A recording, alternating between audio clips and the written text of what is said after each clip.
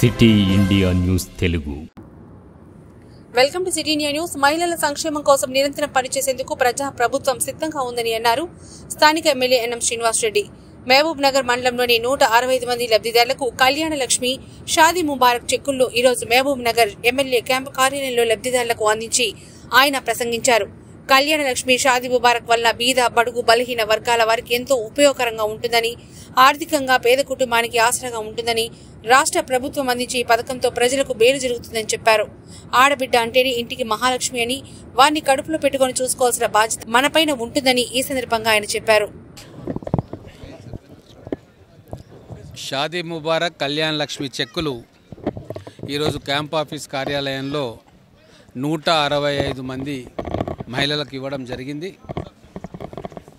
Election code వల్ల గత 2 నెలలుగా షాదీ ముబారక్ చెక్కులు ఇవ్వలేకపోయినాం కాబట్టి ఈరోజు ఆ కార్యక్రమాన్ని చేసుకున్నాం.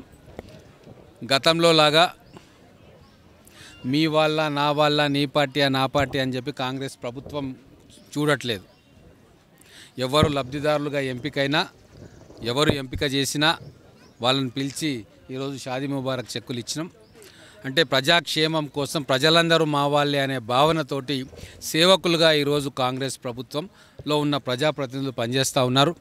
మా ముఖ్యమంత్రి గారు కూడా మనం అందరం కూడా సేవకులుగా ఉండి ప్రజలకు సేవ చేయాలి తప్ప పాలకులుగా ఉండి జులుం చేయొద్దు, అధికారం చెలాయించొద్దు అని చెప్పి మాకు స్పష్టమైన ఆదేశాలు ఇచ్చిండ్రు. ఇకపైన మేము కాంగ్రెస్ ప్రభుత్వం ప్రకటించిన 6 గ్యారెంటీలు కూడా ప్రతి ఇంటికి వెళ్ళి అప్లికేషన్ ఫామ్స్ ఇచ్చి నింపించుకొని ఎవరు ఏ పథకానికి అర్హులో ఆ పథకాన్ని ఎటువంటి దళారీ వ్యవస్థ లేకుండా డైరెక్ట్గా వాళ్లకు అందించే కార్యక్రమం కాంగ్రెస్ ప్రభుత్వం రేవంత్ రెడ్డి గారి నాయకత్వంలో చేస్తుంది.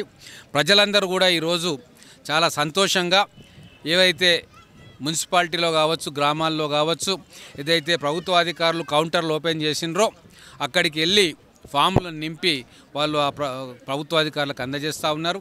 వాటన్నిటినీ జిల్లా కేంద్రంలోకి తీసుకొచ్చి కంప్యూటర్ల ద్వారా వాటిని ఫీడ్ చేయించి భవిష్యత్తులో ఎవరు ఏ పథకానికి అర్హులో నిర్ణయించి వాళ్లకు ఆ పథకాన్ని వర్తింపజేసే ప్రయత్నం కాంగ్రెస్ ప్రభుత్వం చేయబోతూ ఉన్నది.